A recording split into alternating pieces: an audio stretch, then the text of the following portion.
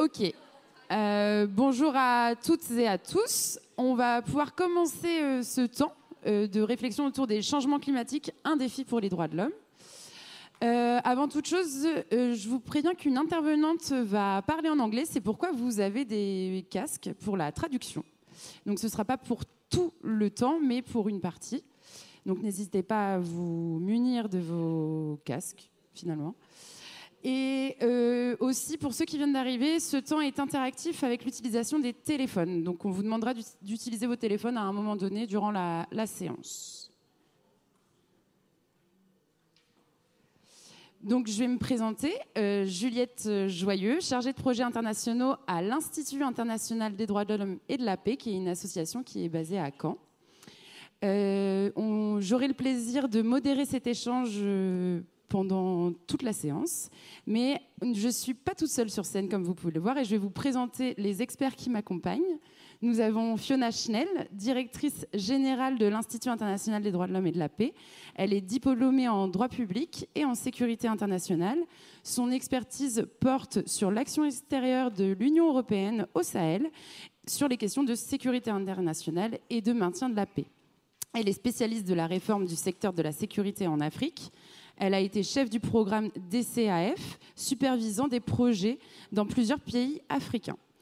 Après un passage à la région Normandie dans le cadre du Forum mondial Normandie pour la paix du président Hervé Morin, Fiona Schnell a rejoint l'Institut en novembre 2024. Et dans le cadre de ses fonctions, elle assure un renforcement du rayonnement international de la structure et également du déploiement de son expertise. Je suis également accompagnée de Taha Anachi, qui est un doctorant à l'Université de Rennes 2. Taha est chercheur sur l'éco-anxiété. Il explore les impacts psychologiques des crises environnementales et en effet, la transition écologique et les facteurs psychologiques qui pourraient y être liés sont le principal domaine d'intérêt de ce chercheur. À côté de moi, j'ai Angela Pina, qui est coordinatrice du projet Equality chez Oxfam Italie. Angela Pina est une écologiste et une militante pour la paix. Depuis 2009, elle travaille chez Oxfam Italie, où elle coordonne actuellement le projet européen Equality, qui se concentre sur l'exploration de l'intersectionnalité des crises climatiques et des crises de genre. Avec une vaste expérience en coopération internationale en Amérique latine et au Moyen-Orient, elle a coordonné des programmes internationaux dédiés à la justice environnementale et aux droits des peuples autochtones. Également, en ligne, vous ne la voyez pas, mais Lolita Kouchen est avec nous.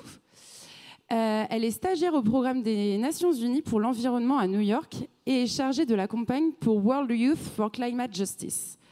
Elle est diplômée du master Génération Future en transition juridique de Sciences Po Rennes et elle s'est rendue à la COP28 avec le soutien de la région Normandie pour pouvoir porter la voix de la jeunesse face aux États.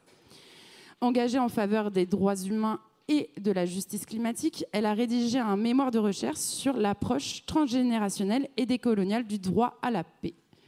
Voici pour les experts qui nous accompagneront durant ce temps d'échange. Vous aurez l'occasion de pouvoir leur poser des questions, mais l'objectif de ce temps est vraiment de prendre connaissance et d'avoir des connaissances sur l'égalité face au changement climatique. Mais nous allons commencer par une vision un peu internationale afin d'avoir la réalité des changements climatiques dans le monde. Et pour ça, nous allons regarder une petite vidéo.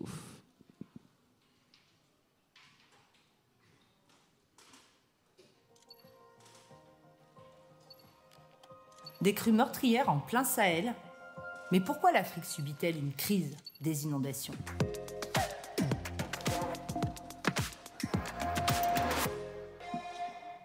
Oui, nous sommes bien dans les rues de Niamey, au Niger, au cœur du Sahel.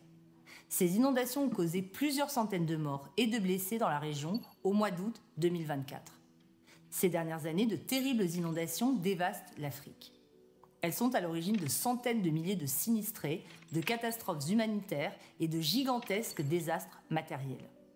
Étonnant, non, que ces ravages soient causés par les eaux, puisque c'est plutôt à la désertification qu'on associe souvent l'Afrique. Comment en est-on arrivé à cette crise des inondations qui submergent le continent ? On décrypte ensemble. Et d'abord, c'est quoi une inondation ?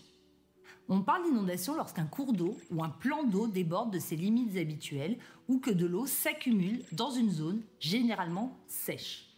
Ce peut être la conséquence d'une crue après de fortes pluies, de la remontée des nappes phréatiques, d'une submersion de la mer ou encore d'un ruissellement lorsque les eaux ne s'infiltrent plus dans un sol devenu imperméable. L'inondation est un phénomène naturel, notamment dans les écosystèmes littoraux, marécageux ou fluviaux. Mais une inondation devient un risque lorsque des populations humaines ou des biens matériels sont exposés. En Afrique, les plus touchés sont les familles vulnérables qui vivent dans les quartiers les plus denses et les plus pauvres des villes. Malgré la crue du lac Tanganyika, début 2024, cette Congolaise n'a pas d'autre choix que de rester dans sa bâtisse délabrée. Nous dormons dans l'eau et nous nous réveillons dans l'eau. Vraiment, nous ne savons pas quoi faire. 4 mois déjà. 4 mois déjà, nous dormons dans l'eau comme ça. Les inondations ont aussi des conséquences directes sur la santé des populations avec la contamination de l'eau potable et la propagation de maladies hydriques. Mais depuis quand l'Afrique est-elle touchée par des inondations ? À l'échelle d'un siècle, les scientifiques relèvent une alternance entre des cycles de sécheresse et de précipitations plus importantes. Par exemple, en Afrique de l'Ouest sahélienne, on distingue 3 grandes phases. Des années 1940 à la fin des années 60, une phase humide dite de vache grasse en référence à la disponibilité des pâturages pour les éleveurs. Des années 1970 aux années 90, la région est dominée par de grandes vagues de sécheresse. Et depuis, on assiste à une intensification des pluies et des inondations de plus en plus fréquentes. Entre 2022 et 2024, on a constaté de très graves inondations partout sur le continent. À l'est et dans la Corne, avec de fortes pluies persistantes au Kenya, en Tanzanie, en Somalie, en Éthiopie. En Afrique centrale, au Tchad, au Rwanda, au Burundi, au Congo-Brazzaville, en République démocratique du Congo ou encore au Cameroun. En Afrique australe, notamment en Afrique du Sud et au Mozambique. À l'ouest, au Niger, au Mali et au Nigeria. Et au nord, on se souvient des inondations catastrophiques en Libye. Mais pourquoi le continent africain est-il touché par cette crise des inondations ? D'abord, il y a le changement climatique. Notre dépendance excessive à l'égard des énergies fossiles favorise l'augmentation des émissions de gaz à effet de serre. L'atmosphère se réchauffe, le niveau des mers s'élève, la vapeur d'eau s'accumule et les schémas de circulation de l'air changent, ce qui entraîne la hausse des températures et l'intensification des pluies. À cela s'ajoutent les effets des fameux El Niño et La Niña, ces phénomènes climatiques qui affectent les températures des eaux océaniques. Ensuite, il y a les causes liées à la pression humaine sur les milieux naturels. La déforestation qui augmente ce qu'on appelle le ruissellement de surface, car moins il y a d'arbres et de couverts végétales, moins le sol absorbe l'eau de pluie. Il y a aussi l'urbanisation trop rapide ou anarchique. Souvent, de nouveaux quartiers se développent sans plan établi et au détriment de milieux naturels et des zones humides. Les constructions, les routes, les parkings imperméabilisent les sols. Et puis, il y a les problèmes d'infrastructure avec des systèmes de drainage et d'évacuation d'eau mal dimensionnés. La mauvaise gestion des déchets peut entraîner l'obstruction des canalisations, les digues ou les ponts fragiles s'effondrent en cas de crue. Alors comment répondre à cette crise des inondations qui touche toute l'Afrique ? À l'échelle nationale, certains gouvernements tentent de réduire la déforestation à travers l'agroforesterie, par exemple. Les États privilégient la planification urbaine, réglementent l'utilisation des sols pour protéger les espaces verts et les surfaces perméables et investissent dans des infrastructures plus adaptées à la densité de la population. Certaines ONG collaborent avec les services météo pour des systèmes d'alerte précoce efficaces. Objectif, informer les communautés en temps utile pour qu'elles évacuent les zones à risque. Mais face au dérèglement climatique, toutes ces initiatives sont insuffisantes. Ce qui est encore plus important, c'est la réduction des émissions de gaz à effet de serre au niveau mondial. Vous savez, l'Afrique émet très peu de gaz à effet de serre et c'est au niveau des négociations climatiques, de la diplomatie climatique que cela peut se faire parce qu'il faut vraiment une réduction rapide, profonde et soutenue des émissions des gaz à effet de serre pour que le climat se stabilise et qu'il y ait moins d'événements extrêmes. En effet, le continent est l'un de ceux où les températures se réchauffent le plus. Alors, les États africains s'organisent pour peser davantage dans les négociations, comme avec la déclaration de Kampala. Cette crise des inondations démontre que l'insécurité, ce n'est pas seulement la guerre et la violence, c'est aussi la détérioration de l'environnement qu'il faut enrayer avant que des portions encore plus larges de l'Afrique ne soient noyées sous les eaux. Voilà, j'espère vous avoir apporté des clés de compréhension de la crise des inondations en Afrique. Et si vous voulez aller plus loin, rendez-vous dans notre rubrique En savoir plus sur le site de TV5 Monde.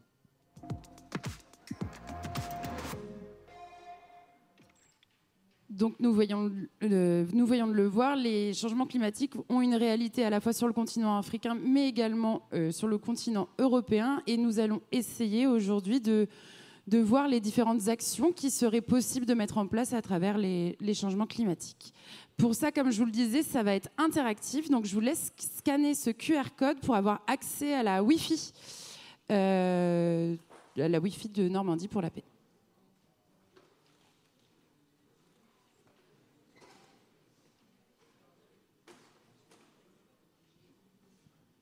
Évidemment, si vous n'avez pas besoin de Wi-Fi, restez en 4G.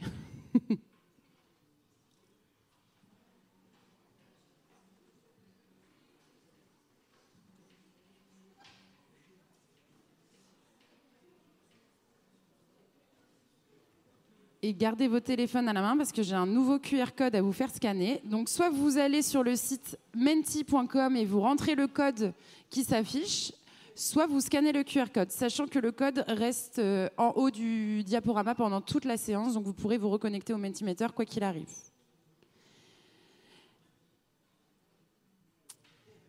Je vais attendre que vous soyez connectés.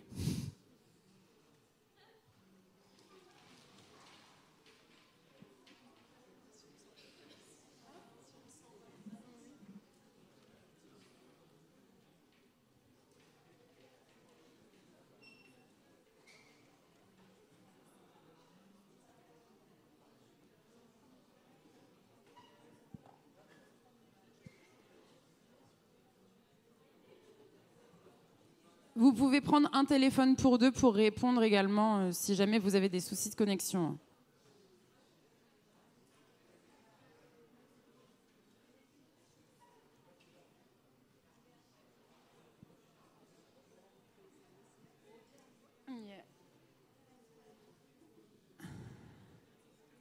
Ok. On va commencer avec une première question qui est comment allez-vous, enfin de quelle humeur êtes-vous aujourd'hui ? Est-ce que vous êtes plutôt impatient, fatigué, motivé, curieux, perplexe ? Et oui, notre temps se passe après la pause midi, donc la digestion bat son plein.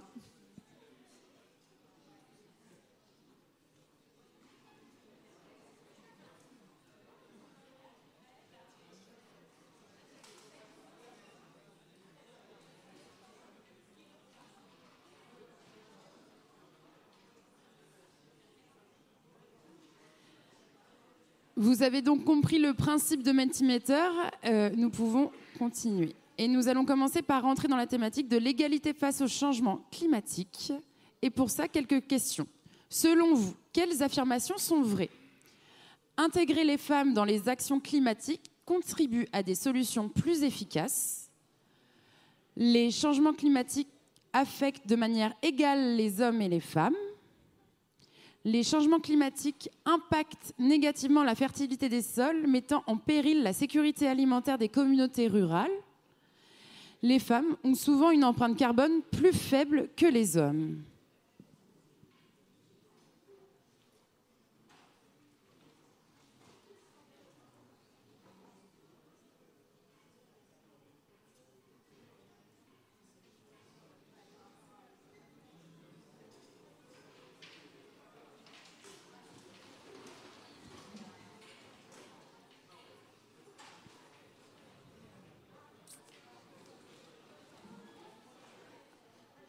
Alors, les réponses. La première était vraie. Les décisions sur le climat qui impliquent les femmes créent souvent des projets qui prennent mieux en compte la société tout entière et qui sont plus adaptés à celle-ci.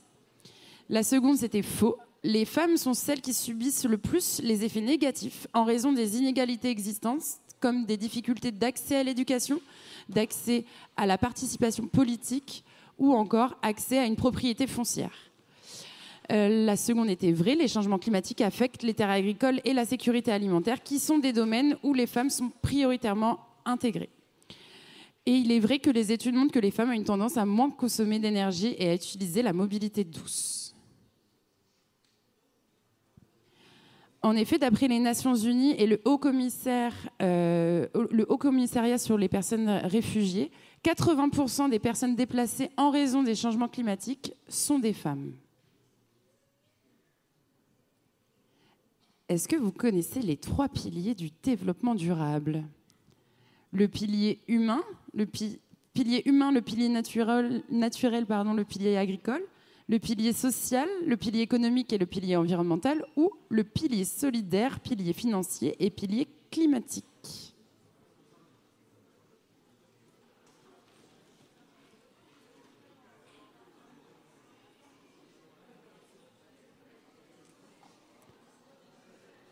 Vous avez raison, la majorité a déterminé le bon pilier. Effectivement, le développement durable comprend le pilier social, économique et environnemental. Et la définition du développement durable, c'est l'idée de se développer en prenant en compte les générations futures. Donc, c'est-à-dire qu'à chaque fois que sera mis en place un nouveau projet, il faut prendre en compte ces 3 piliers pour pouvoir parvenir à une création qui va être durable à la fois dans le temps, dans l'environnement et pour les hommes.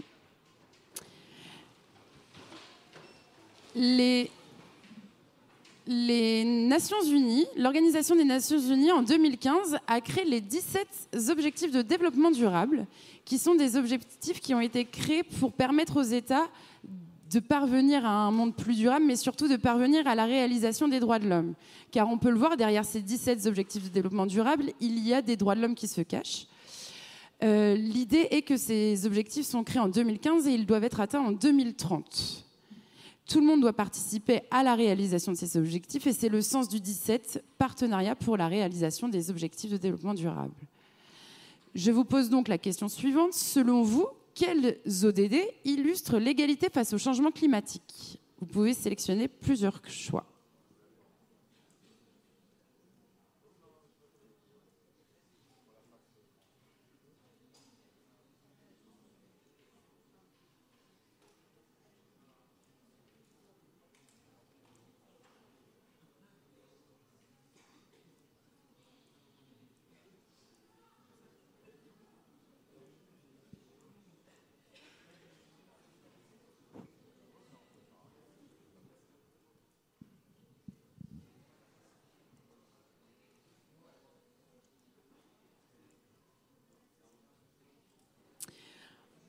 On voit que l'objectif de développement durable prioritaire reste le 13, mesures relatives à la lutte contre les changements climatiques.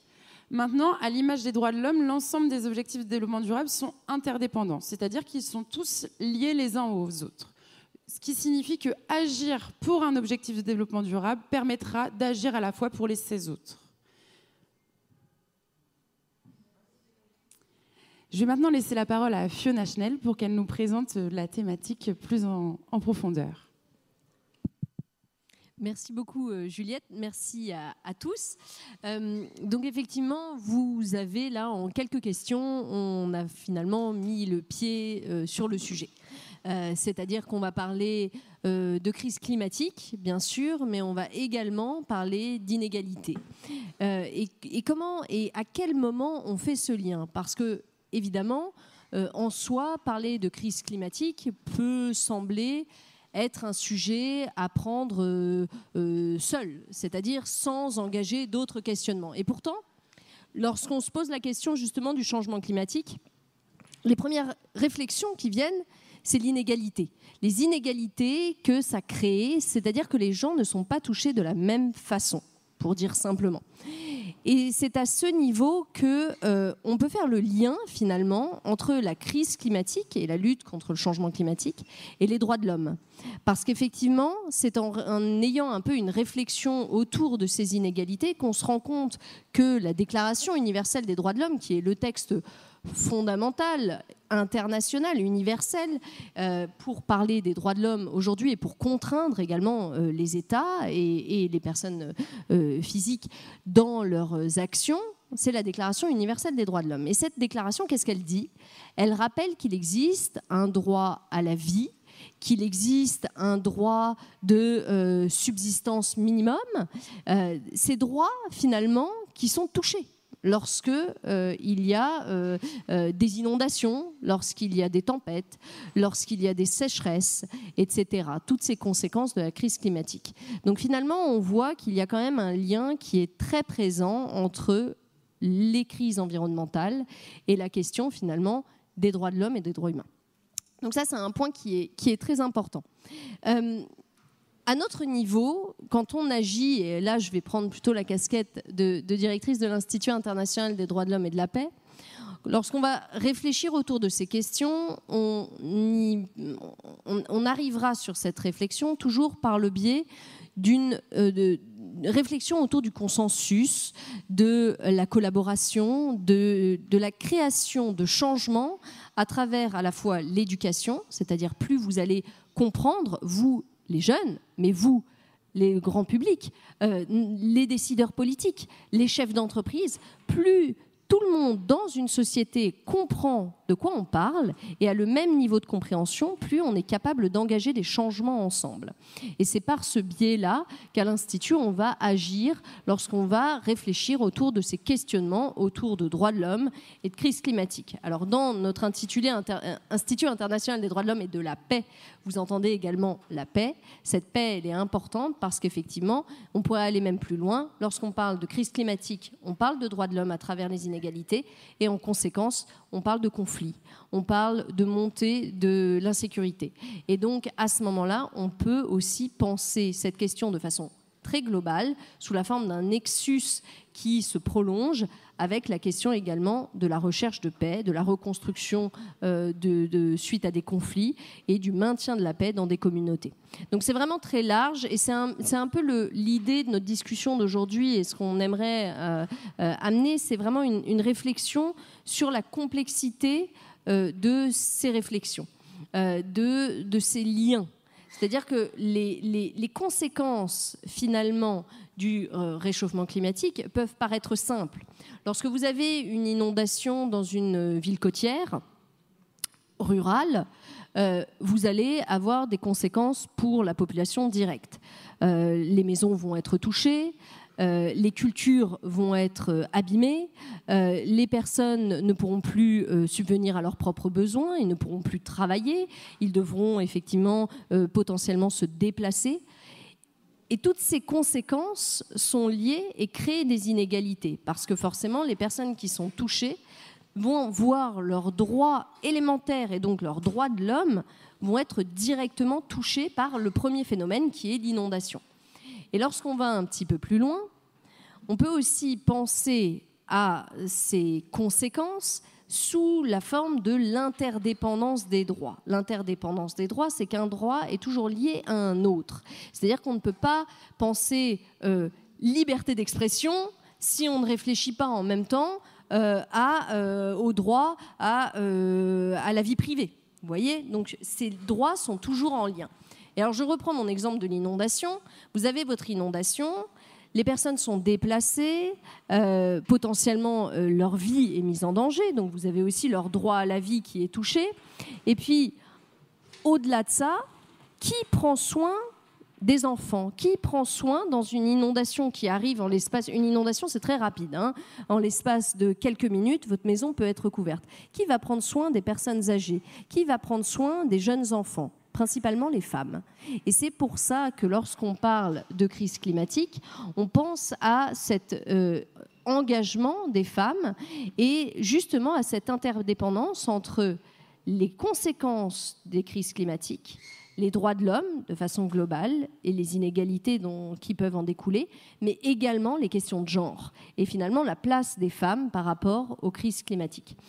Donc on peut penser les femmes dans cette position finalement de vulnérabilité parce qu'elles sont les premières touchées, mais on peut, et là je fais référence à une question que Juliette vous a posée tout à l'heure, également penser les femmes comme moteurs d'action. Parce qu'effectivement, les sociétés résilientes sont principalement des sociétés où on voit une part importante d'engagement des femmes dans la prise de décision. Et c'est à ce niveau-là qu'effectivement, on peut aussi penser les femmes, certes comme des victimes, mais aussi penser les femmes comme des actrices à part entière du changement. Et donc vous voyez que finalement, lorsqu'on pense crise climatique, on va directement découler sur le questionnement autour des droits de l'homme, mais également des inégalités, de la place de la femme finalement dans la société. Et donc c'est en ça qu'on fait du lien entre ces différentes thématiques. Donc il y a vraiment des enjeux ici qui sont finalement très interdépendants, qui sont liés les uns aux autres. Maintenant la question c'est que finalement il faut agir. Parce que les constats, on les fait. Vous avez vu tout à l'heure une petite vidéo explicative sur les inondations au Niger, qui sont effectivement terribles pour la population locale. Les conséquences du réchauffement climatique, on les vit également dans nos territoires. Différemment, c'est une certitude, mais on les vit également dans nos territoires. Et au-delà de ça, une fois qu'on a fait ce constat de cette interdépendance, de ces conséquences de la crise climatique, on se pose la question de comment on peut agir. Et l'action, ça passe par l'engagement, ça passe par le consensus, ça passe par la collaboration, ça passe par la discussion. Donc d'abord, c'est essayer de comprendre tous ensemble. Toutes les personnes dans une société doivent avoir un même niveau de compréhension face à ces enjeux. Et c'est pour ça que vous êtes là aujourd'hui, c'est pour ça que nous sommes là aujourd'hui, c'est pour ça que nous faisons ce type d'événement, c'est pour essayer d'expliquer ces problématiques à tous les publics, parce qu'aujourd'hui on est devant vous, certes vous êtes jeunes lycéens, mais demain on sera devant un panel de professionnels. Et après-demain, on sera devant un panel d'élus locaux, par exemple. Donc c'est vraiment ce niveau de compréhension qui doit être assez universel pour permettre le changement. Et ensuite, il faut se mettre autour de la table, tous ensemble, et discuter. Parce que chacun, bien sûr, va y voir son propre intérêt. Le chef d'entreprise va vouloir continuer à exploiter son installation qui va lui permettre de développer son type d'agriculture, son industrie, etc. Il va voir son intérêt. L'élu local va voir son intérêt également pour son territoire en particulier. La jeunesse va aussi avoir son intérêt. Donc chacun va avoir finalement des arguments à amener autour de la table. Et les amener tous ensemble dans une phase de discussion permet de créer du changement, permet d'engager. Et c'est via ces théories d'engagement qu'on peut vraiment atteindre un niveau de changement effectif. On parlera tout à l'heure effectivement de l'éco-anxiété, des conséquences du fait qu'on a toujours le sentiment de se dire bah oui mais on est impuissant. Ça dépend, parce qu'effectivement, c'est par l'action qu'on devient puissant. Et cette action, elle se situe à tous les niveaux. Elle se situe par le dialogue, enfin, à un niveau de dialogue. Et c'est en ça que vraiment, on a une force, tous autour de la table, pour créer du débat et créer des actions ensemble avec des élus, avec la société civile, avec des chefs d'entreprise à nouveau. Donc c'est vraiment ce point qui est vraiment important. Donc encore une fois, pour un petit peu revenir sur les éléments importants, la crise climatique n'est pas quelque chose à voir de façon neutre ou finalement en silo. C'est pas un monde qui vit dans une bulle. Les changements climatiques sont vraiment à penser avec des interférences avec la société, avec votre vie quotidienne, à nous tous en l'occurrence. Et effectivement, se pose la question principalement de ces inégalités, des conséquences de la crise climatique sur les inégalités entre les personnes dans la population et en particulier sur la question de la place de la femme dans cette société. Mais encore une fois, les modes d'action existent, on en parlera tout à l'heure, Juliette vous en parlera et Angela et Taha aussi, mais ce sont des points qui sont importants. Donc moi, ce que je voulais vraiment rappeler, c'est vraiment ce lien et garder ça à l'esprit pendant nos discussions parce que c'est vrai que c'est important de ne pas réfléchir toujours en silo et de voir ça de façon plus global et dans un monde qui est complexe. Parce que cet après-midi, ce matin, vous avez dû entendre d'autres discussions. Le monde politique, géopolitique, des relations internationales, de la diplomatie, le monde de la paix, finalement, est un monde qui est complexe.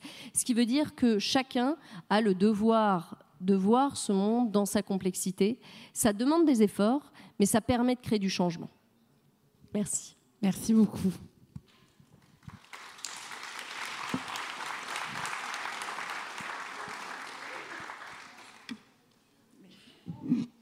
Petit problème technique, on n'a plus de retour sur la télé. Elle fonctionne ? Ok.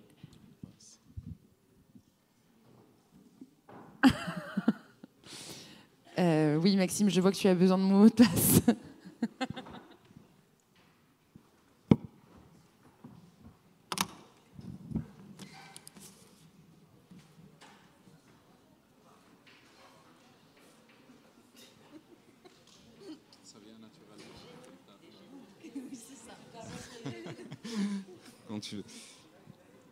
Mais du coup, pendant ce temps, donc merci Fiona pour l'explication du lien entre les changements climatiques et la place des femmes dans la société. Je peux oui. commencer à parler. Oui, merci Fiona pour ton intervention. Donc, je me présente encore une fois. Je suis Taha Nachi, je suis doctorant, chercheur en psychologie sociale. Gardez ça à l'esprit. Sur l'éco-anxiété, à l'Université 32, je suis en 3e année. Le sujet qui m'a amené à travailler sur ça, c'était justement le changement climatique et mon inquiétude personnelle sur le devenir de la planète et le devenir de l'humanité en général. Donc, je vais partir des constats que Fiona a fait. Donc, le texte fondateur, déjà avant, je vais faire 2 points de précision. Je préfère parler de changement climatique anthropogénique, c'est-à-dire causé par l'homme, par les actions humaines, ou de crise environnementale, parce que le changement climatique n'est qu'une conséquence de l'activité humaine. Et donc, si on est le problème, on peut aussi être la solution. Ça se complexifie un peu après, mais le constat est là, on est le problème, on peut être aussi la solution. Donc, je pars du texte fondateur de Déclaration des Nations Unies. Je ne le connais pas par cœur, ce n'est pas mon domaine d'expertise, mais implicitement et explicitement, il est marqué que l'humanité, les êtres humains ont droit à la santé et à la vie, à une vie digne. Ce qui implique derrière non seulement l'absence de maladie, mais aussi le bien-être psychologique et physiologique. Par contre, je ne sais pas si j'étais le seul à être angoissé par la vidéo qui a été présentée au début sur les inondations, mais on a aussi plusieurs manifestations de la crise environnementale, plusieurs conséquences, notamment, à part les inondations, on a les sécheresses, les canicules. Et ce qui implique, c'est l'inverse de cette déclaration des droits de l'homme. Ça implique la propagation de maladies, la scarcity, la pénurie alimentaire, un nombre de décès qui est de plus en plus croissant, notamment à cause des crises de chaleur, mais aussi ça cause des traumas dus à l'expérience directe du changement climatique. En parlant, j'évoque ça rapidement, en parlant d'inégalité, à part l'inégalité homme-femme, là où je ne suis pas expert, il y a d'autres niveaux d'inégalité là où le changement climatique intervient.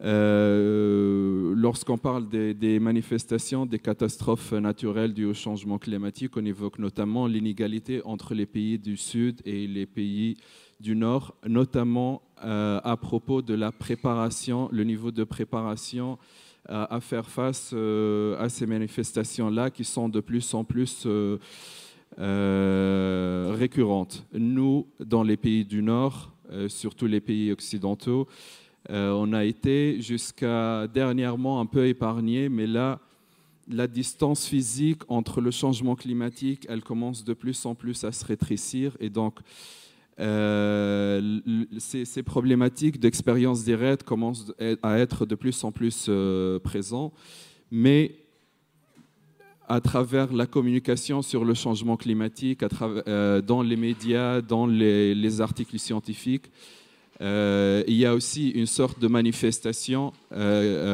indirecte, une sorte de prise en conscience indirecte des actions de l'impact plutôt du changement climatique qui se manifeste sous une forme d'éco-anxiété, qu'on appelle sous une forme d'anxiété qu'on a choisi d'appeler l'éco-anxiété. Avant de vous donner la définition et vous expliquer un peu l'éco-anxiété, j'ai envie de vous poser quelques questions pour voir à peu près quel est votre niveau d'éco-anxiété. Un petit disclaimer quand même, ce n'est pas du tout un diagnostic. Donc, sortez pas de là encore plus déprimé. Juste à main levée, dites-moi, pour commencer, qui sont là contre leur propre gré, qui ne sont pas du tout intéressés par le sujet? C'était une question piège, c'est bon, vous avez bien répondu. Qui est la deuxième question, et vous allez comprendre après, pourquoi après, qui est préoccupé par le changement climatique? Voilà, la majorité. Qui pense souvent un peu trop au changement climatique? Déjà, on a presque la moitié la majorité des mecs sont plus... qui pense que le changement climatique agit sur sa vie quotidienne, sa vie de tous les jours, que ça impacte sa vie de tous les jours? Ok. Oui, c'est un peu une question générique, mais ok, c'est pas grave. Qui plutôt fait des cauchemars à cause du changement climatique? C'est pas une blague, hein, c'est un symptôme qui a été identifié dans la définition et les questionnaires de mesure de l'éco-anxiété. Donc, en général, je vais vous donner la définition de l'éco-anxiété. C'est un phénomène à degré variable. C'est une appréhension ou une détresse psychologique, parfois physique. C'est pour ça que ça va jusqu'à des symptômes psychosomatiques. De l'appréhension de l'ampleur de la crise environnementale qui est elle-même incertaine et improbable. Donc, on voit que vous pouvez être éco-anxieux, mais à plusieurs degrés différents. Ça peut aller jusqu'à l'éco-anxiété paralysante, mais rassurez-vous, l'éco-anxiété en général, telle qu'elle est définie, parce que le terme éco-anxiété, c'est un terme qui sonne bien, et donc on l'a choisi pour décrire tout le spectre des manifestations, des appréhensions face au changement climatique. Et donc, les niveaux plus élevés de l'éco-anxiété, ils peuvent amener les personnes à être dans la paralysie, être dans l'apathie même et dans le désespoir face au changement climatique. C'est-à-dire que, entre autres, ils vont se dire à quoi ça sert de faire tout ça, autant continuer de fonctionner comme on est. Mais ça peut être aussi un moteur quand on sait à des degrés gérables et à des degrés faibles. Ça peut être un moteur pour l'action environnementale. Le problème en recherche, et je ne vais pas vous casser la tête avec ça, en recherche en ce moment, ce n'est pas tout à fait défini, mais moi, ma vocation dans mes recherches, c'est d'essayer de dire que l'éco-anxiété, elle n'est pas seulement un problème pathologique. J'essaie à la fois, et plusieurs chercheurs, pour ne pas m'attribuer ça, plusieurs chercheurs en psychologie, ils essayent de dire que le problème de l'éco-anxiété, d'un point de vue de santé mentale, il est très important, comme la gestion de trauma, la prévention des catastrophes environnementales afin de préserver les vies. Il y a aussi un travail sur l'éco-anxiété pour la santé mentale afin de pouvoir donner les moyens aux gens, les moyens mentaux, pour pouvoir agir dans le domaine de la transition écologique. Mais à la fois, il faut aussi, c'est très important de travailler sur le côté santé mentale, donc d'un point de vue clinique, mais aussi il faut le banaliser, c'est-à-dire que oui, on peut tous être éco-anxieux, mais on n'est pas éco-anxieux à un degré paralysant ou un degré sévère. On peut s'inquiéter pour notre avenir, on peut s'inquiéter pour l'environnement, mais on peut aussi agir, on peut aussi intervenir à notre échelle. Le dernier point, c'est celui-là, c'est justement le point de l'action environnementale. Ce qui peut influencer l'éco-anxiété, c'est la notion en anglais qui s'appelle agency. C'est le sentiment d'auto-efficacité personnelle ou le sentiment, la capacité à avoir les moyens d'agir. Ce n'est pas le fait d'agir tout court, c'est le fait de sentir qu'on a les moyens d'agir. Ça permet de baisser notre éco-anxiété et ça crée un boucle de rétroaction positive, comme l'éco-anxiété peut créer un boucle de rétroaction négative. Donc notre éco-anxiété, elle peut nous amener à la paralysie, cette paralysie venir alimenter notre éco-anxiété. On se retrouve dans un cercle vicieux. Le cercle opposé, il peut aussi exister, c'est-à-dire le sentiment de sentir qu'on a les moyens pour agir. Ça nous permet de se retrouver, de s'auto-valoriser et de se retrouver dans une boucle de rétroaction positive qui nous permet de plus en plus à avancer, à agir individuellement et collectivement. Ça, c'est un sujet pour une autre discussion, peut-être pour le débat après. L'action collective et l'action individuelle. Il faut qu'on garde notre esprit critique et se poser les questions sur le niveau d'efficacité de chaque action qu'on mène pour l'environnement. Mais voilà. Je pense que j'ai encore le temps. Dernier point, du coup, les derniers points, je finis avec ça. Au niveau d'égalité, sur le plan psychologique, au début des recherches, il y avait des différences au niveau de l'éco-anxiété entre femmes et hommes, entre personnes âgées et personnes jeunes. Maintenant, avec les recherches et avec la réplication des données, on voit que ces constats, ils sont de plus en plus, ils commencent à s'effacer de plus en plus. Il y a quand même des inégalités. Je vous ai parlé au début, les inégalités par rapport aux pays du Sud. Il y a aussi des inégalités par rapport à l'orientation politique, ce qui fait qu'on ne perçoit pas le problème, on ne perçoit pas l'origine du problème. On peut se retrouver en éco-anxiété, mais on ne perçoit pas l'origine du problème de la même façon si on est de gauche ou de droite. Je vous dis pas plus. À méditer, comme on dit maintenant sur les réseaux sociaux. Je vous laisse vous faire votre propre avis et peut-être on discutera plus pendant les questions. Merci. Merci beaucoup, Taha Anachi.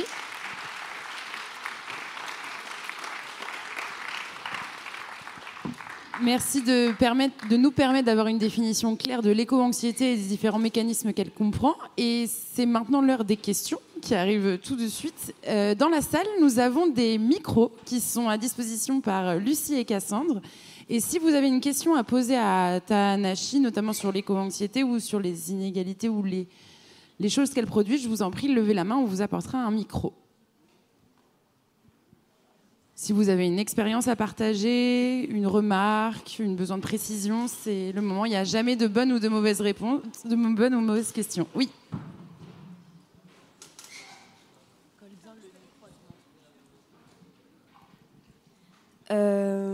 J'ai une question un peu au sujet de la psychologie. Est-ce qu'aujourd'hui, vous pensez que psychologiquement, du coup, l'humain est capable de se formater peut-être à se dire qu'il y a un changement à faire? Est-ce qu'il est capable d'apporter les solutions vraiment?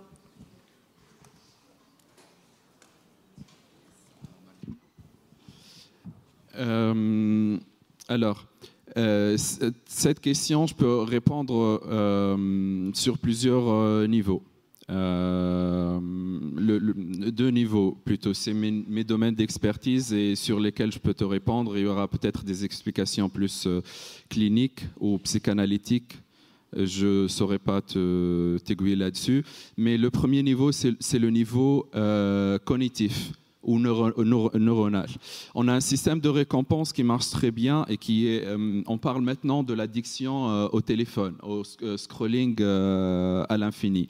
C'est les GAFA ou Facebook, la compagnie Meta, qui a exploité ça, ce système de récompense instantanée pour pouvoir pérenniser une habitude chez tout le monde, chez même moi.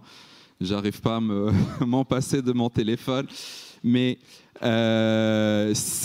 maintenant, ça c'est pour le chemin inverse, c'est possible aussi avec la création d'habitudes, avec la pérennisation d'une action, ça peut se faire, ça peut se concrétiser sur la durée. Il y a quelques ingrédients quand même pour que ça se passe. Déjà, il faut qu'il y ait une motivation à changer.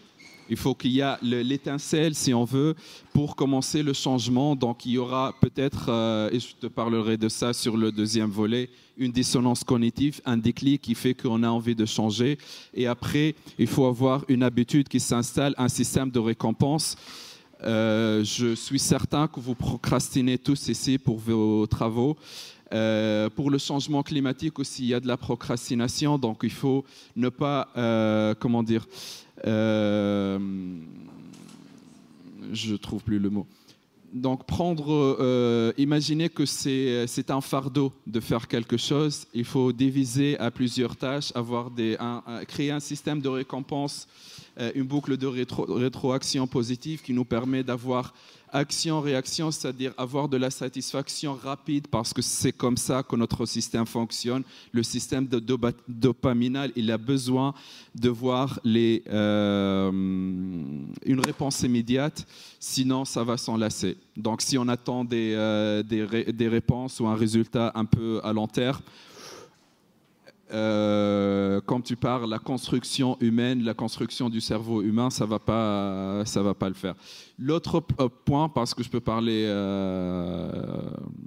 toute la journée sur ce point-là, et pareil, je vais essayer de faire rapidement. Sur le deuxième point, c'est l'aspect social.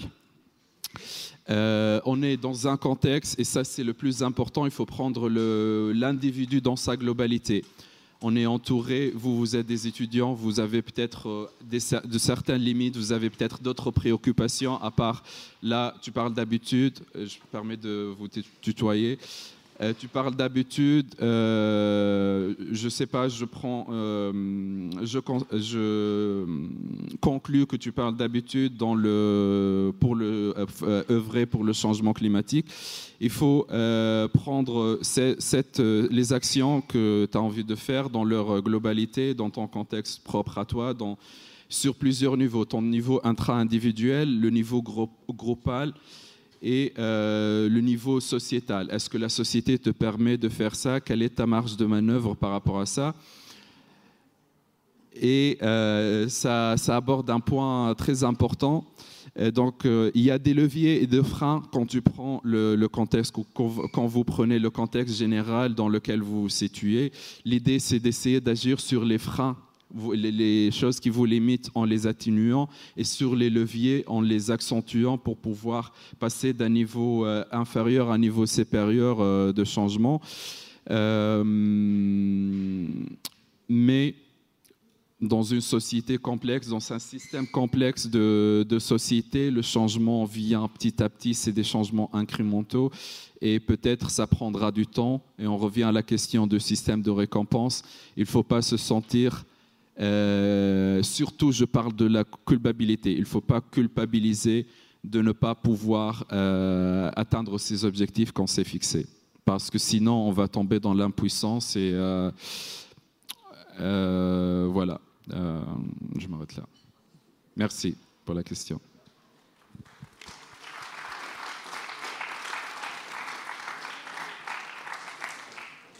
Nous avons une autre question. J'ai une question, donc. C'est quoi les plus grandes inégalités qu'il y a en France par rapport à ça? Par rapport à l'éco-anxiété? Non, par rapport donc, au changement climatique. Alors, inégalités, c'est-à-dire celles qui sont les plus marquantes ou celles qui en termes de... Parce que c'est toujours une question, est-ce que c'est en termes de chiffres ou... Non, pas forcément, c'est surtout celles qui marquent le plus. Bien sûr, ok. Alors, très clairement, ce sont les inégalités économiques. Parce que les principales conséquences du réchauffement climatique sur le territoire métropolitain, je précise parce que c'est important, sur le territoire métropolitain, donc en France métropolitaine, les principales représentations de la crise climatique, ce sont soit des sécheresses importantes qui touchent principalement les réserves en eau, dans un premier niveau en France. Et donc, les réserves en eau, ça touche principalement des entreprises, soit dans l'agriculture, soit des entreprises qui nécessitent de l'eau pour fonctionner. Ça peut être des industries qui ont besoin de l'eau pour nettoyer des matériaux, fabriquer certains matériaux, etc. Donc, ça touche principalement les industries. Donc, c'est principalement des conséquences économiques. Donc là, premier exemple. Deuxième exemple, ce sont les phénomènes de pluie importants ou de tempêtes qui ont des conséquences sur les infrastructures. Et donc, ces événements climatiques ont une forte implication sur le volet économique, pour la simple et bonne raison qu'on reste dans un territoire qui finalement est touché par des inondations et des tempêtes, mais finalement trop faiblement pour qu'il y ait un vrai impact plutôt social. Donc c'est plutôt économique, c'est-à-dire que demain, vous faites face à une inondation, on est dans un pays où on a cette chance également, vous aurez une assurance qui va prendre en charge le remboursement, par exemple, de vos frais d'assainissement de votre maison pour refaire votre terrain ou qui va vous aider à vous reloger. On a également des services publics qui vous aident. Typiquement, en cas de tempête, les collectivités territoriales vont ouvrir des lieux d'accueil d'urgence, par exemple. Voilà. Là, vous avez des exemples qui sont plutôt, par ce volet-là, plutôt économiques, puisque les conséquences sont principalement économiques. Vous avez de l'argent, vous allez... je suis très terre à terre, mais c'est une réalité. Vous faites face à une inondation, vous avez de l'argent, vous pouvez aller dans un hôtel, dans un lieu qui est plus éloigné de lieu d'habitation, et vos biens matériels qui seront perdus dans l'inondation pourront être remplacés. Vous n'avez pas un niveau de vie économique qui vous permet de faire ça, vous vous retrouvez dans une situation qui sera beaucoup plus compliquée. Donc voilà, finalement, pour répondre simplement, c'est principalement des conséquences économiques et des inégalités économiques qui ressortent. Néanmoins, là je me focalise sur un niveau d'inégalité. Des inégalités sociales existent également dans la prise en compte de la crise climatique sur des conséquences en termes de position dans la société, mais également de genre, comme on en parlait tout à l'heure et comme je vous expliquais, typiquement, ce sont les femmes qui vont s'occuper des enfants pendant une tempête. Et ça, c'est vraiment une réalité. Pendant que les hommes vont essayer de, certes, trouver des solutions, mais entre hommes, pendant que les femmes s'occuperont des enfants, par exemple. Ça, c'est quelque chose qu'on voit et qui est une réalité sur le territoire métropolitain, qui n'est pas juste une réalité sur des territoires. On parlait du Niger tout à l'heure, ou sur d'autres territoires en dehors de la France. Merci beaucoup.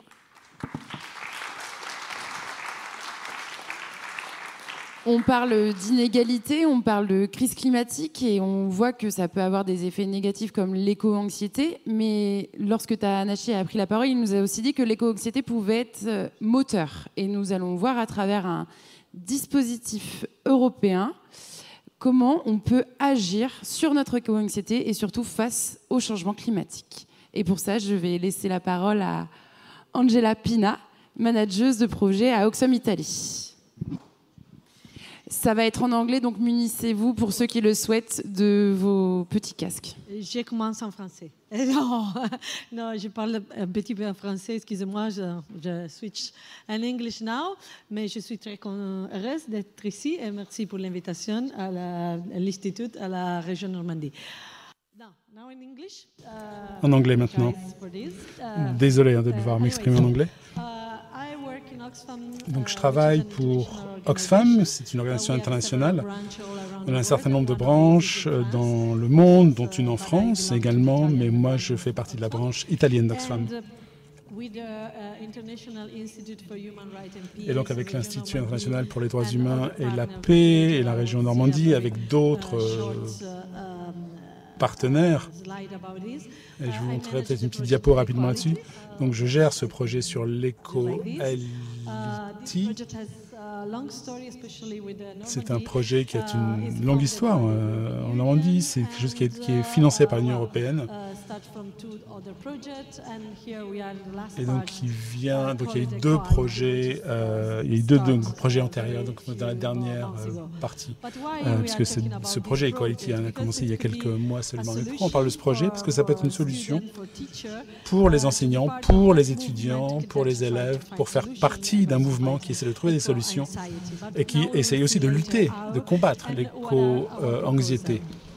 Mais je vous en dirai un peu plus sur nos propositions un peu plus tard. Le projet est mis en œuvre dans 10 pays européens. Et c'est une association entre les autorités locales et les organisations de la société civile. Pourquoi cette association entre des ONG ou des organisations civiles et les pouvoirs publics? Parce que nous pensons que ça peut être une sorte d'entraînement, de test pour commencer à dialoguer avec les pouvoirs publics, avec les autorités locales, pour essayer de trouver un lien, une connexion et pour proposer leurs propres solutions. Et voilà, et c'est vraiment une question d'agency, comme disait Ta, d'autonomisation, de capacité à agir. Et ce qu'on aimerait créer via ce projet, c'est de créer un espace où on peut tester sa propre capacité à agir.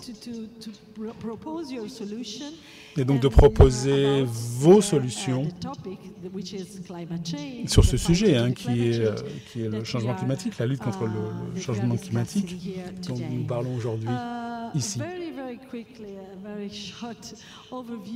Et donc très brièvement, une petite présentation de ce projet, de ce qu'il fait. On a préparé déjà un guide sur les connexions entre l'égalité de genre et la justice climatique. Donc Fiona a parlé du lien, de l'interconnexion entre les différentes injustices auxquelles on doit faire face. Et donc ce projet essaye de nous proposer, de nous présenter une nouvelle vision de ce problème et donc essaye de proposer des solutions. Donc via un programme d'apprentissage, via des ateliers avec les autorités locales, avec les jeunes et aussi des militants climatiques. pour essayer de trouver, d'établir un espace de dialogue entre tous ces groupes pour proposer des activités et des solutions. L'idée, c'est aussi de donner la parole à des gens du Sud global, des pays du Sud, des gens qui sont véritablement en première ligne pour la lutte pour ces droits qui sont liés à la justice climatique. On propose également un échange avec des jeunes au Mozambique et à Madagascar. Il y a simplement Madagascar sur la diapo, mais il y a aussi des liens avec le Mozambique dans ce projet parce que depuis de nombreuses années, ce sont des pays qui sont véritablement impactés par la crise climatique. On a donc organisé des activités dans différents pays, des camps de travail en France, en Italie et dans les 10 pays européens pour qu'il y ait donc une action directe dans chacun de ces pays et pour avoir des campagnes de sensibilisation donc dans les pays sur ce sujet. On donne des financements à des mouvements de jeunes qui sont engagés dans l'activisme climatique et on propose aussi une campagne de communication liée à ce sujet-là. Donc l'idée c'est d'engager 50 000 jeunes, presque 3 000 enseignants et associations.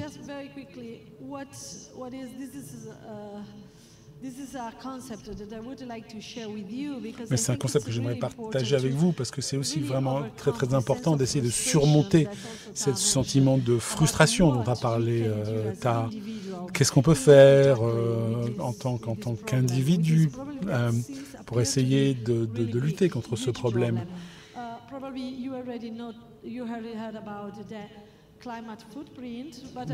Vous connaissez par exemple le concept d'empreinte climatique, mais j'aimerais que vous pensiez à un autre concept qui est très intéressant, c'est l'ombre climatique plutôt que l'empreinte climatique. Donc quel est notre impact non seulement dans nos activités quotidiennes, prendre la voiture et pas le vélo, prendre un avion, manger de la viande, être végétarien, des choses comme ça. Donc qui est très important et il faut continuer à avoir cela en tête. Mais l'idée c'est d'aller un peu plus loin et de voir l'impact de nos actions dans un sens plus large.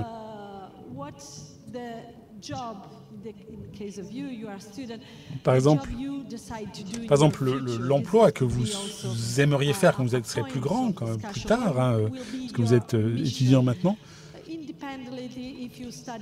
Si vous étudiez l'économie ou les sciences, le boulot, l'emploi que vous voudriez faire, quel sera son impact environnemental? Ou bien, quand vous serez adulte, si vous mettez de l'argent de côté, où est-ce qu'on investit ces économies?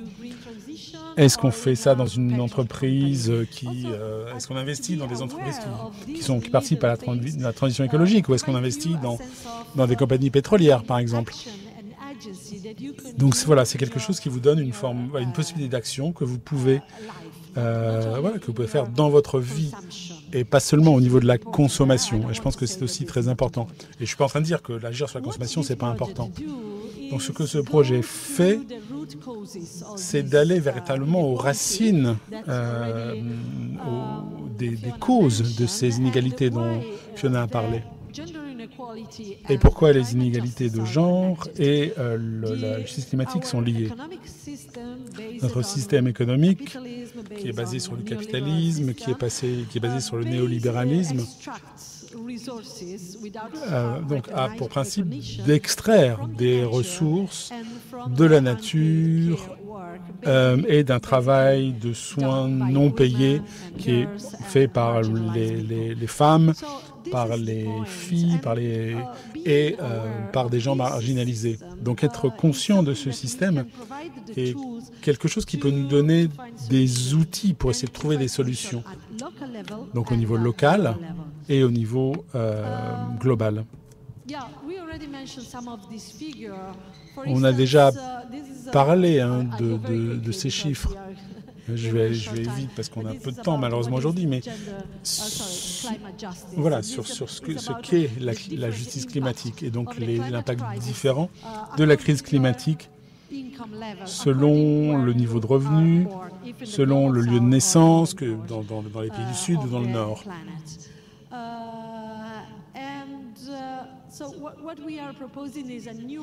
Donc ce qu'on propose, c'est une nouvelle approche. Ce n'est pas seulement basé sur un acte individuel. Vous savez, vous connaissez cette idée de réduire, recycler, réutiliser. C'est important d'être conscient de ça et de continuer à le faire, d'avoir une économie circulaire. Mais ce qu'on propose dans ce projet-là, c'est de reconnaître les causes véritablement fondamentales du changement climatique pour essayer de rééquilibrer et de remodeler notre monde, reconnaître, rééquilibrer et remodeler, refaçonner notre monde. Voilà, c'est ça les valeurs qu'on aimerait partager avec vous. C'est aussi un processus, un voyage entre guillemets pédagogique lié où on passe d'un processus d'apprentissage, de réflexion, encore une fois, d'autonomiser les gens, de leur donner plus de pouvoir, de leur donner plus de pouvoir d'agir. Voilà, c'est toujours ce mot anglais de agency. Et donc cette capacité qu'on a de faire quelque chose, d'agir, de transformer, de remodeler nos communautés et notre monde. Et dans cet espace que l'on voit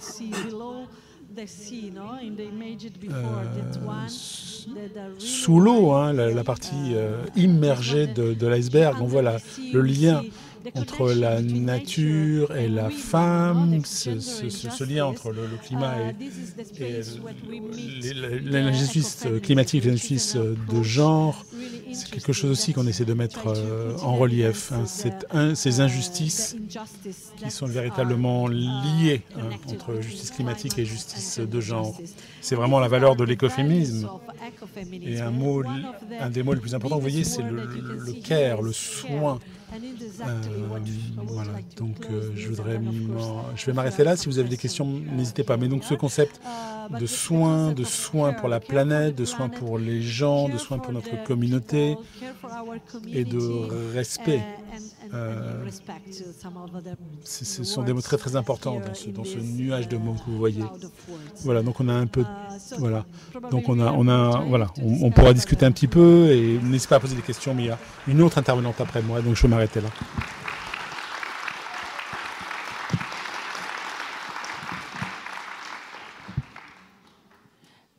On a une autre personne à accueillir. Je propose que vous gardiez en tête vos questions et on passera à la séance des questions après.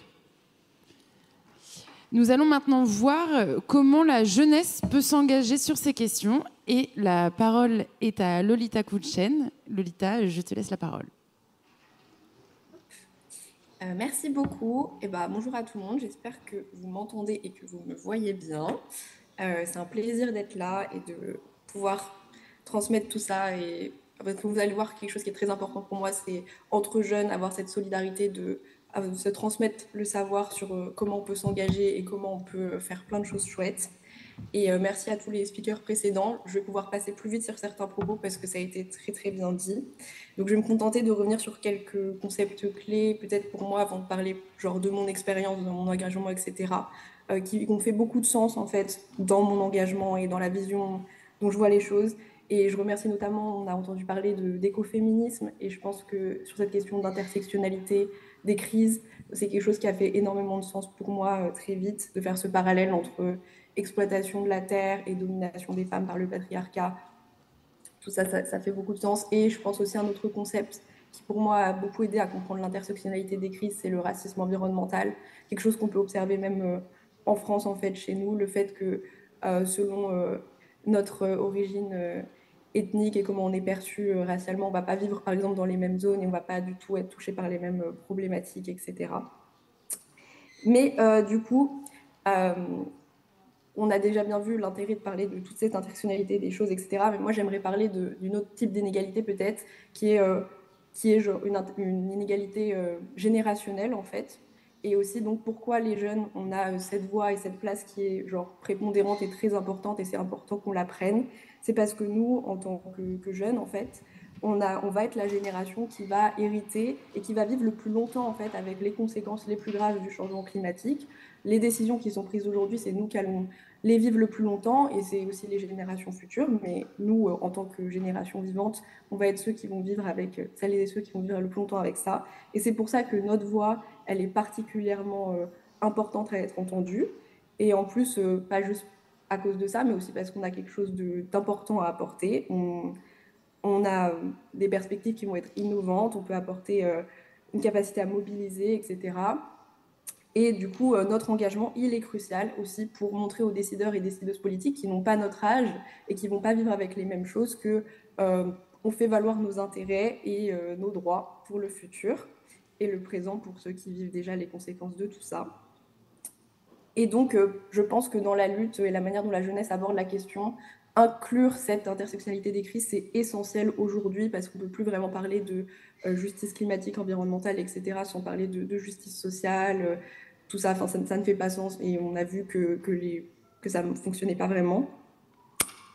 Et du coup, je vais vous parler de mon expérience en tant que chargée de campagne d'un mouvement de jeunesse de justice climatique. Donc moi, je suis engagée dans un mouvement qui s'appelle World Youth for Climate Justice, du coup, qui est un mouvement de jeunes international qui s'est mobilisé pour aller interpeller et saisir la Cour internationale de justice, donc la plus haute cour du monde, pour qu'on éclaircisse les obligations et les responsabilités des États envers les générations actuelles et futures et les États les plus vulnérables par rapport aux conséquences du changement climatique. Et donc, en fait, cette idée, elle est née de la tête de jeunes comme vous et moi dans le Pacifique. Et donc, ils ont imaginé cette idée et ils ont monté une campagne, ils ont interpellé leur gouvernement. Et donc, le Vanuatu, un État du Pacifique, a cru en eux et a porté cette question sur la scène diplomatique. Et suite à ça, des jeunes partout dans le monde ont rejoint le mouvement et ont décidé d'interpeller leurs propres États pour qu'on puisse mettre en place cette procédure. Et ça a été une grande réussite parce que la Cour a été saisie et maintenant la procédure est en cours. On va avoir des audiences publiques fin décembre là et après on aura les résultats et on aura un éclaircissement du droit international sur cette question. Et ça fait totalement écho à tout ce qui était dit sur casser les silos, arrêter de penser uniquement environnement, droits humains d'un côté, etc. Parce que l'idée ici, c'est de venir éclaircir les obligations des États, pas juste sur le droit environnemental qui est vraiment dans son couloir, mais d'aller faire connecter ça aux obligations en termes de droits humains, de questions de genre et de tout ça pour des États qui en fait ont signé plein de traités, etc. Mais c'est pas connecté aux conséquences du changement climatique pour le moment forcément. Et donc c'est venir porter ces questions du droit à l'eau, du droit à l'aliment, du droit à la terre, parce que les jeunes du Pacifique qui ont porté cette question, pour eux c'est une question de vie ou de mort. Enfin, ils sont sur des territoires, la montée des eaux, c'est des territoires qui vont bientôt potentiellement disparaître.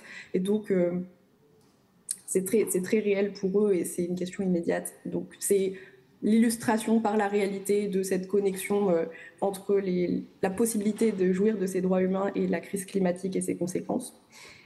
Et donc, dans le cadre de cette campagne que moi, avec ma camarade Altinaï, on a menée en France, on a pu partir à la COP28 pour porter ce plaidoyer. Et je vais peut-être revenir 2 minutes sur ce que c'est une COP. C'est l'acronyme de Conférence des parties. En fait, c'est tous les ans, les États se réunissent pour discuter de leurs engagements pour la lutte contre le changement climatique. Et donc, il y a les États qui vont faire ces négociations, mais il y a aussi plein d'acteurs non étatiques qui se rendent à ces COP, des ONG, des entreprises, la société civile, et donc des jeunes, plein de jeunes aussi. Et donc, c'est un moment crucial pour voir où on en est des engagements des États par rapport au changement climatique, mais c'est aussi un moment crucial où tous les acteurs et les actrices qui s'engagent sur cette question sont réunis au même endroit. Et donc, quand on porte un plaidoyer sur cette question, c'est une occasion unique d'avoir accessible au même endroit plein de gens qui sont clés. Et c'est entre autres pour ça qu'on y est allé. Et donc sur place, on peut mener plein de types d'actions. Nous, on a participé à des discussions. C'est aussi l'occasion de rencontrer et d'avoir ce qu'on appelle des bilatérales, donc avec des ministres, les équipes juridiques de différents États, etc. Et de venir demander des choses concrètes et nous, en l'occurrence, on leur demandait de se positionner sur notre campagne, etc. C'est aussi un moment unique en fait, pour créer des liens entre tous les jeunes qui sont engagés sur cette question et puis d'interpeller les décideurs et les décideuses politiques parce que vous pouvez les croiser dans le chemin et donc voilà.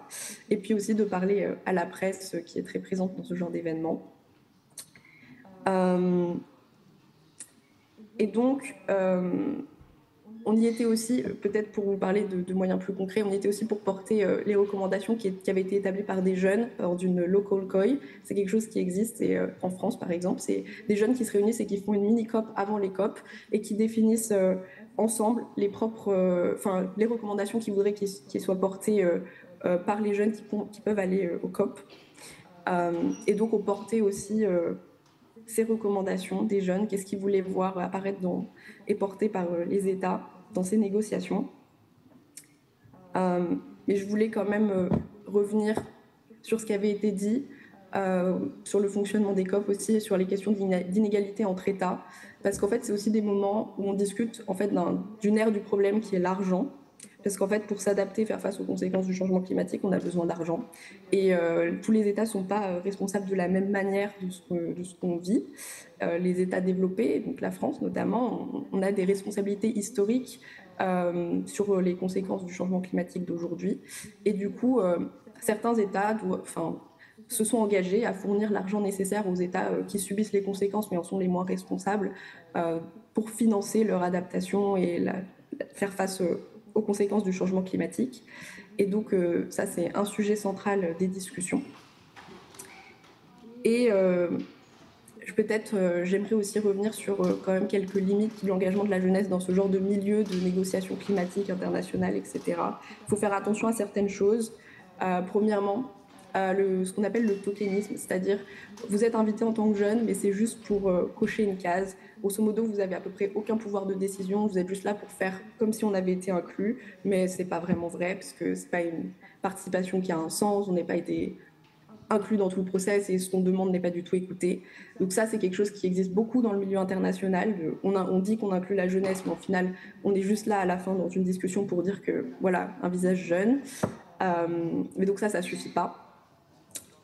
J'aimerais aussi souligner que l'accès à ce genre d'endroit, en fait, pour porter des plaidoyers, c'est difficile d'accès, non seulement parce que faut le savoir, et puis parce qu'il y a le nerf de la guerre qui est l'argent. Ça coûte de l'argent d'aller à des COP. Et du coup, on retrouve des jeunes plus de pays comme nous, en Occident, et les jeunes des Sud globaux, des pays en développement, etc., ont moins d'accès à des financements pour se rendre à des COP. Et même nous, même si on vient de France, etc., qu'on a eu la chance d'obtenir des accréditations, là où on a eu le plus de difficultés, c'était pour trouver de l'argent pour venir. Et je remercierai jamais assez la région de Normandie de nous avoir permis d'y aller, parce que sans ça, on n'y allait pas. Et donc, je pense que c'est très important d'avoir conscience de ce privilège, que la représentation de la jeunesse dans ces endroits-là, elle n'est pas encore juste. Et surtout que c'est les jeunes les plus touchés par ces questions-là qui devraient témoigner et faire part de ce que c'est, en fait, de vivre les conséquences du changement climatique. Voilà. Et puis, quelque chose qui vous a peut-être interpellé et qui a beaucoup été discuté à la COP où je me suis rendue à Dubaï, c'est que parfois, il y a cette dissonance cognitive entre discuter de l'intersectionnalité genre, climat, questions climatiques, etc., dans un pays comme à Dubaï, qui est un exportateur pétrolier où les droits des femmes et des minorités de genre n'est pas du tout respectés. Et ça vient poser cette question et on s'est posé on a beaucoup hésité à aller en fait à cette COP, de se rendre à Dubaï pour ces questions-là entre autres, mais en même temps c'est crucial de parler, de dialoguer avec ces États qui sont donc les États pétroliers, etc. Enfin, on va pas pouvoir faire sans discuter avec eux, donc il y a aussi cette ambiguïté-là. Et puis j'aimerais finir un peu sur les autres moyens d'action parce que oui, c'est bien d'aller à des COP, c'est bien de s'engager sur ces questions-là, des plaidoyers très institutionnels comme moi je peux faire, qui pour moi font beaucoup de sens, mais il y a plein d'autres moyens de s'engager quand on est jeune. On peut faire de l'action directe, on peut aller à des manifestations, faire des grèves, s'engager dans des mouvements de désobéissance civile, on peut faire de l'activisme local parce que ça a l'impression de faire quelque chose de très concret et ça fait beaucoup de bien aussi. On peut s'engager dans des ONG, faire du volontariat, faire énormément de choses d'autres qui sont possibles et qui font du sens. Et il y a aussi les mouvements de justice climatique qui sont du contentieux, comme on a pu voir en Europe ces derniers temps. Des vieilles dames suisses qui ont saisi la Cour européenne des droits de l'homme pour faire valoir leurs droits. Les groupes de jeunes portugais, donc des jeunes de votre âge qui ont attaqué la Cour européenne de justice pour violation de leurs droits humains par rapport aux émissions qui sont faites par tous les pays européens. Plein de moyens de faire des choses, plein de moyens d'action. Et voilà. Et pour terminer, peut-être une petite attention sur la question de l'éco-anxiété qui a été soulevée. En tant que jeune engagé sur ces questions, pour moi, c'est hyper... et souffrant d'éco-anxiété. C'est ce qui fait le plus de bien, faire des choses, c'est ce qui fait le plus de sens, mais très attention parce que quand ça nous tient à cœur tellement comme ça, on a tendance à s'user et à pas compter son temps, à pas compter son énergie. Et attention au burn-out militant, il ne faut pas se détruire dans la lutte non plus. Donc voilà.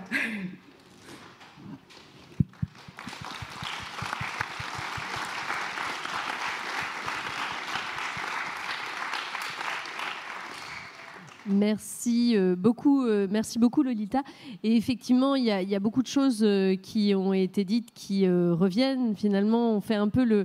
Voilà, on tourne autour d'une boucle, mais on se rend compte que les sujets sont réels. Merci également pour ce témoignage de l'action et de la concrétisation de l'action. Je pense que ça, c'est très important. On parlait d'action. On a tous les trois, pour le moment, parlé d'action. Et là, vous avez quelque chose de vraiment très concret avec l'expérience de Lolita et puis même des possibilités, des propositions d'action. Donc, n'hésitez pas à avancer en ce sens. Alors, l'heure tourne. Je vais demander à Juliette Joyeux, qui est en charge de ce fameux projet Equality, de nous l'expliquer rapidement et surtout de nous l'expliquer à l'échelle normande. Comme on a pu le voir avec la présentation d'Angela, 10 pays européens sont engagés au sein du projet Equality. Et concrètement, en Normandie, qu'est-ce que ça signifie ? Ce projet sera valable pour 3 ans. C'est la première année du projet Equality. Il commence par une formation des enseignants pour ensuite, nous, aller directement auprès des jeunes et aborder des séances de sensibilisation pour permettre à la jeunesse d'être éduquée à l'intersectionnalité entre les deux crises, la crise climatique et la crise de genre, et d'essayer de faire les liens entre ces deux crises et de comprendre quelles sont les causes et aussi comment on peut agir. Ensuite, il y a un autre grand temps dans ce programme qui est le temps où on va réfléchir, parce que ce projet s'adresse à la fois aux jeunes en établissement scolaire, mais aussi aux jeunes engagés. Et l'idée de ce second temps, c'est de réfléchir ensemble, de faire se rencontrer dans un même espace à la fois des jeunes d'établissement scolaire, des jeunes engagés dans des associations, mais aussi des autorités locales pour pouvoir réfléchir, faire travailler l'intelligence collective et réfléchir ensemble à qu'est-ce que l'on veut mettre en œuvre à l'échelle de la Normandie pour pouvoir agir concrètement sur le changement climatique en prenant en compte les égalités de genre. Une fois que ce grand temps de concertation s'est déroulé, chaque jeune retourne d'où il vient, j'ai envie de dire, mais dans son espace où il peut agir. C'est-à-dire qu'il va pouvoir retransmettre à sa classe ce qu'il s'est déroulé durant ces phases de réflexion et pouvoir mettre en place concrètement des projets issus de ces phases de réflexion. Et nous, l'équipe de l'Institut, on intervient à distance pour vous accompagner dans la mise en œuvre de projets concrets. On est fort de plusieurs expériences dans la mise en place de projets et on a des outils qui permettent de vous mettre en action de manière très facile et très guidée pour que vous meniez des projets qui sont à votre échelle et selon vos besoins et vos disponibilités. Ensuite, ce projet s'adresse plus aux associations, mais pour les établissements scolaires, il s'arrête ici, mais pour les associations, comme le disait Angela, il y a un National Work Camp qui est une rencontre régionale où là, les jeunes d'associations mettront en place concrètement un projet qui aura été déterminé dans les rencontres départementales. Et enfin, on emmène 2 jeunes majeurs à Madagascar pour qu'ils puissent échanger avec à la fois les jeunes européens qui auront suivi le même programme, mais également des jeunes malgaches pour voir comment la thématique de l'égalité face au changement climatique s'inscrit à la fois dans les pays européens et surtout à Madagascar. Merci beaucoup, Juliette. Alors, il nous reste 3 minutes. Est-ce que vous avez des questions pour Angela, Lolita, Juliette, et pourquoi pas pour Ta et moi, mais plutôt pour nos 3 intervenants?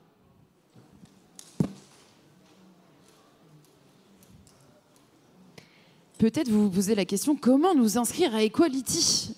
Et vous savez que dans la salle, il y a Lucie qui a un petit flyer qui mène directement au chemin de l'inscription à ce programme pédagogique. Pour les enseignants, mais aussi pour les élèves intéressés. Moi, j'ai une question pour vous, parce que tu as lancé un peu le Menti, mais en version live, c'était très bien. Est-ce que ça vous donne des idées, à main levée, est-ce que ça vous donne des idées pour vous engager ?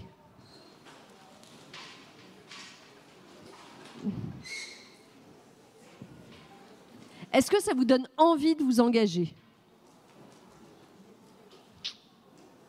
Ah, déjà plus de monde. Merci Lolita également.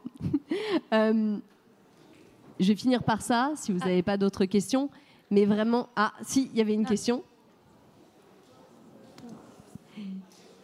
Ah, là-bas, devant.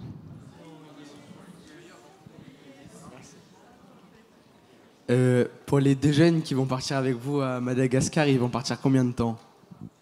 Alors, il faut que ce soit des jeunes majeurs inscrits dans le cadre du programme Equality et ils partent 10 jours. Ok, merci. T'avais une dernière question ? La réponse va être courte parce que la question elle est un peu compliqué pour vous 3, du coup Lolita aussi. Vous avez parlé dans le projet qui a, j'aimerais appeler ça un changement de paradigme ou un duel paradigme. I can ask the question in English later. Entre les deux paradigmes, donc reuse, je ne sais plus, c'était sur la diapo. Donc, une approche plutôt, la question c'est est-ce que, selon vous, c'est une question rhétorique, parce que j'ai un peu la réponse, est-ce que, selon vous, la première approche, c'est une approche individuelle et l'autre, c'est plutôt une approche systémique selon vous, laquelle est la plus efficace, laquelle elle donne justement ce sentiment de marge de manœuvre pour les jeunes notamment qui se retrouvent dans des situations limitées, et comment vous étiez arrivé à cette idée d'apporter ou d'évoquer ce nouveau paradigme ou cette nouvelle approche? Je peux vous poser la question en anglais. Non, ce n'est pas un nouveau paradigme, c'est une nouvelle approche. Pour l'instant, je pense que le récit dominant, c'est la responsabilité individuelle. Mais ça ne fonctionne plus pour 2 raisons principales. D'abord, parce que par manque de temps. Et deuxièmement, parce que c'est systémique probablement. La deuxième chose, l'approche systémique exclut l'approche individuelle en fait. Je dois être conscient quels sont ces actes personnels. Mais il faut également être conscient qu'une personne toute seule ne va pas changer le monde, parce que c'est quelque chose c'est ça le récit dominant. Et on a des systèmes économiques puissants qui qui remettent aux individus la responsabilité de la situation, mais ce n'est pas le cas. Elle est d'accord. Lolita est d'accord avec moi. On peut avoir des actes individuels, on est tout à fait conscient. Et ensuite, dans le concept du care, du soin, du système, de la nature, dans le même temps, il faut agir pour changer le système. Si j'ai encore une minute, je vais donner une toute petite date donnée. Dans le rapport de l'Oxfam à Dubaï, que j'ai là sur l'égalité et le climat, il y a 1% des super riches dans le monde sont responsables de la même quantité d'émissions de carbone de 66% des gens les plus pauvres du monde, c'est-à-dire 6 milliards de gens. Donc, il y a eu beaucoup de politiques, de campagnes, etc. Si on agit vers les super riches, on pourrait avoir un effet immédiat pour réduire les émissions de carbone et pour faire passer cette richesse aux pauvres pour lutter contre les conséquences du changement climatique. Tout cela, ces deux choses-là sont importantes, mais il faut qu'on agisse en tant qu'activistes et individuels à ces deux niveaux et aussi en tant qu'organisme ou organisation.